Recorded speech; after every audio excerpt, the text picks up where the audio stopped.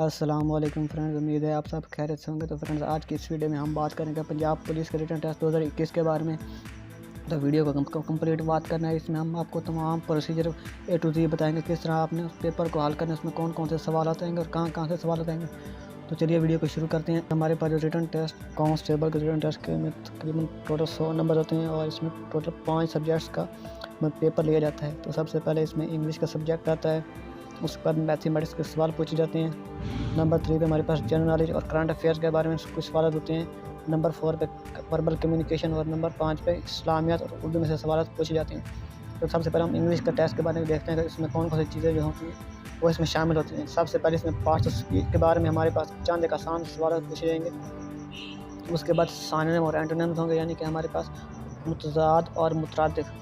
اور اس کے بعد کمپریہینڈ، یعنی کہ پیراگراف میں سے آپ نے جواب ڈھونڈ کر لکھنے ہوں گے۔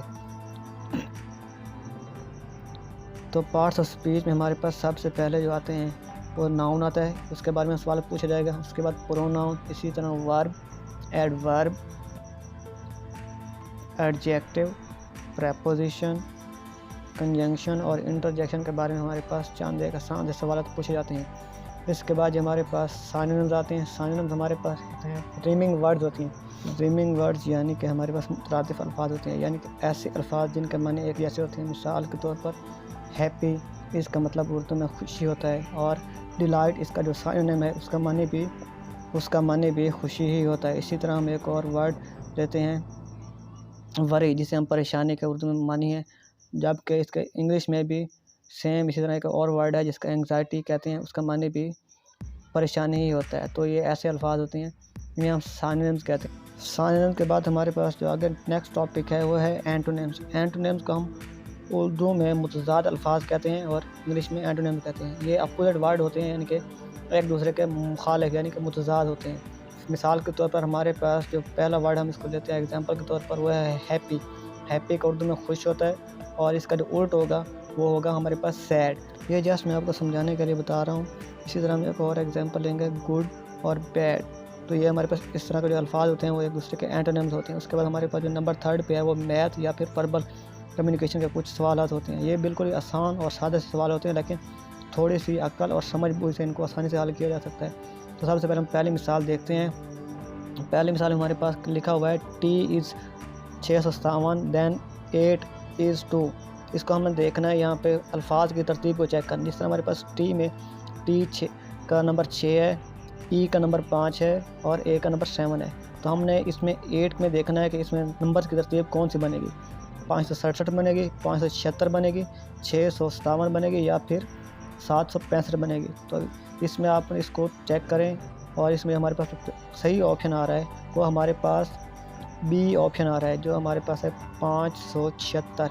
اس میں دیکھیں گے ہمارے پاس ای کا جو ہمارے پاس نمبر آ رہا ہے وہ 5 ہے، جو پہلا آ رہا ہے۔ اس کے بعد اے کا نمبر ہمارے پاس 7 ہے، وہ 7 آ گیا، اور اسی طرح ٹی کا نمبر جو ہے ہمارے پاس وہ 6 آ رہا ہے۔ تو ہمارے پاس جو رائٹ آنسر بنے گا وہ 576 بنے گا۔ تو اس طرح کے جو سوال ہوتے ہیں انہیں ہم وربل کمیونیکیشن کے کویشچن کہتے ہیں۔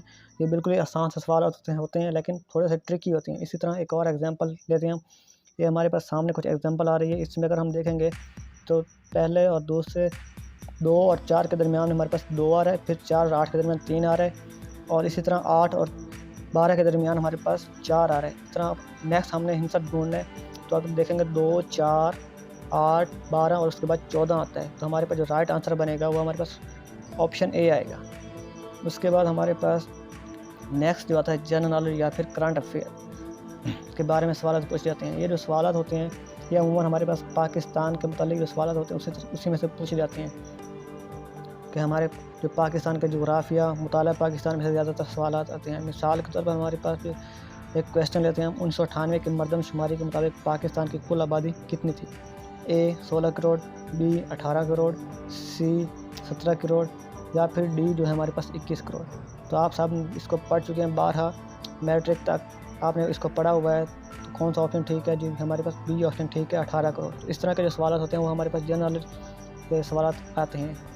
نیکسٹ باری آتی ہے کرنٹ افیئرس کی، یعنی کہ ہمارے پاس موجودہ حالات و واقعات کے بارے میں سوالات پوچھے جاتے ہیں، کہ جو ہمارے پاس ابھی رونما ہوئے ہیں یا ابھی چند کچھ عرصہ پہلے اس کو رونما ہوئے ہیں، اس کے بارے میں ہمارے پاس سوالات ہوتے ہیں، اسے ہم کرنٹ افیئرس کہتے ہیں۔ اس کی مثال اس طرح ہم لے سکتے ہیں کہ مثال کے طور پر جو PSL 2018 کا ایڈیشن ہوا تھا اس میں کون سی ٹیم فاتح تھی، کس ٹیم نے اس کو جیتا تھا؟